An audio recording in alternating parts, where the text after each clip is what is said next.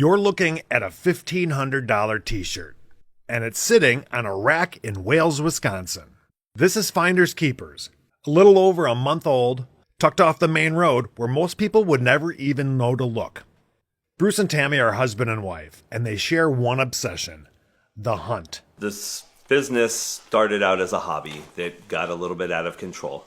Their family had a word for it. Until we learned that maybe we should do something about this, especially since our kids called us hoarders.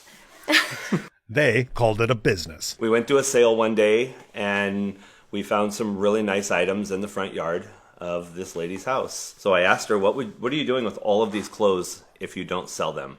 And she told me she was going to donate them. So I offered her $300 for all of the clothes in her front yard, and we filled 2 Dodge minivans full of clothing and came back and started sorting these clothes and putting them on hangers. And in the process, we sold that $300 6 times, and we still have product from that sale from 2 years ago. And when we sat down to interview them, the whole family was there. Behind them, every single one of them rooting for the dream. Daughter Allison, who pushed them to open the doors. Niece Robin, who brought years of thrift retail experience. Niece Kylie, who moved from Oklahoma because her sister wanted her closer and because there was a place for her.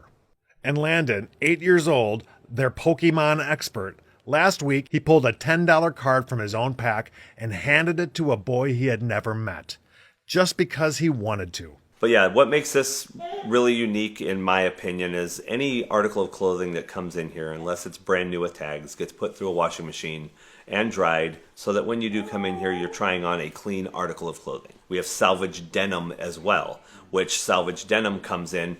You don't wash salvage denim. We will freeze denim so that any bacteria that could be on it dies. Remember how they said they wash all of the clothes prior to selling?